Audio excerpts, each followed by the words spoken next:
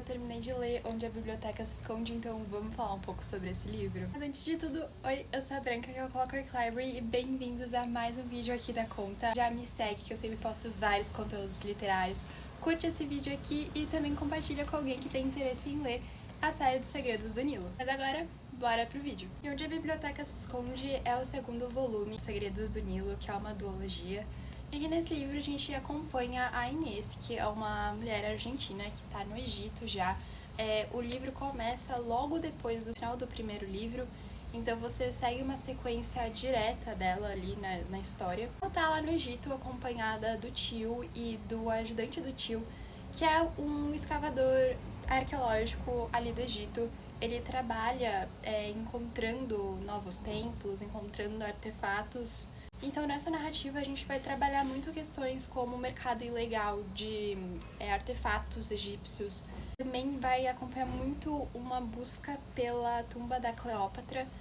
Então, é maravilhoso para quem é realmente apaixonado pelo Egito Antigo e por escavações arqueológicas. Eu li esse livro aqui na última semana, o primeiro livro dessa duologia, que é O Que o Rio Sabe. Eu tinha lido já fazia mais ou menos uns 2 anos.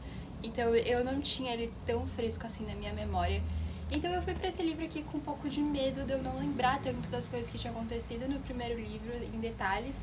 Mas eu não tive um problema com isso, porque bem no começo desse livro aqui, a autora inclusive coloca meio que um glossário aqui sobre os personagens, quem eles são, o que eles fazem nessa narrativa. Então foi muito tranquilo poder pegar esse segundo volume, tendo lido o primeiro já faz alguns anos. Mas agora vamos falar um pouco mais especificamente sobre as minhas opiniões sobre esses livros. Minhas opiniões, eu acho que elas englobam bem a ideologia como um todo, não só esse primeiro livro, porque eu acho que são questões bem assim dos dois mesmos. Mas eu vou começar falando pontos negativos, porque são bem poucos, porque eu realmente gostei muito dessa duologia. Mas então vamos lá. O primeiro deles pra mim, e que é o maior de todos, quando eu ouvi falar sobre esse livro, eu ouvi uma propaganda que era Egito, 1885. Então eu pensei, nossa, é um romance histórico no Egito e inclusive com fantasia.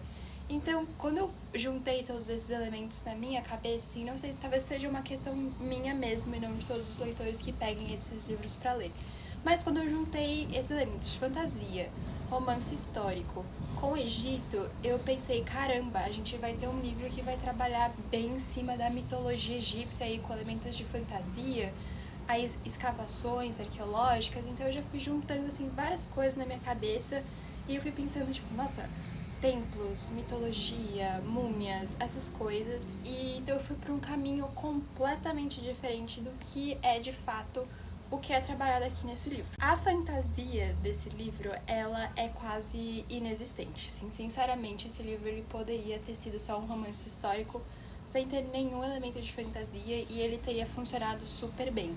Inclusive, eu arrisco dizer que ele teria trabalhado muito melhor sem esses elementos de fantasia. Pra quem não sabe, pra quem não leu esse livro ainda, a fantasia ela aparece aqui nessa duologia em pequenos artefatos mágicos, pequenos objetos que possuem magia.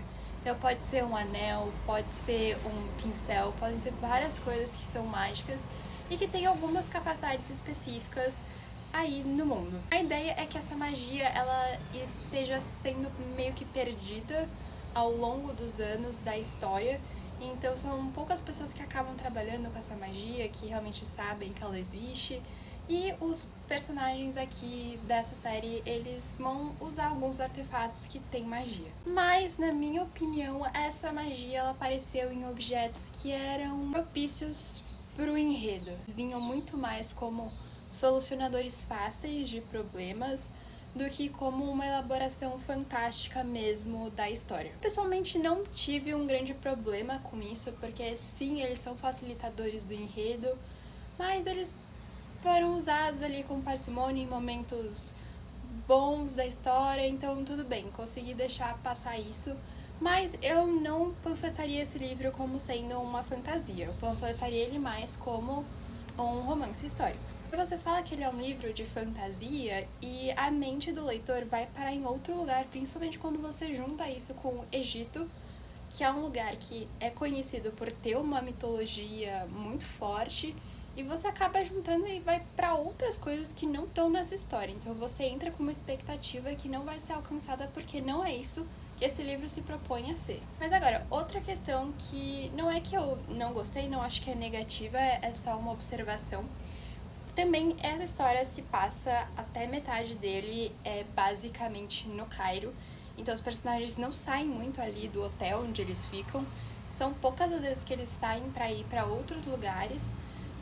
O que eu acho que é um pouco um desperdício da narrativa quando você tem um livro que é ambientado no Egito. Fora o Cairo, os personagens também vão para Alexandria, onde eles começam a explorar mesmo assim mais coisas, quando a narrativa realmente se desenvolve nesse lado mais aventureiro. Mas mesmo assim eu senti falta de coisas que até tiveram mais no primeiro livro, que eles foram para Philae, teve uma viagem pelo Nilo, para sítios de escavação, mas eu ainda achei que isso podia ter sido bem mais desenvolvido nessa trilogia, sendo que é um livro que se passa no Egito. Então eu acho que teria sido muito bacana a autora ter explorado melhor isso. Mas, de todo jeito, isso não faz exatamente falta na narrativa, porque é uma narrativa muito bem escrita, ela é muito bem consolidada, ela não dá ponto sem nó, então realmente, assim, é só uma opinião minha do que eu gostaria de ter visto mais. Mas, assim, não teve problema não ter tido isso, porque é uma ótima narrativa. Eu, inclusive, dei 5 estrelas pra esse livro, porque eu gostei muito da história, eu me apaixonei de novo pelos personagens, então, assim, foi realmente um livro muito bem escrito.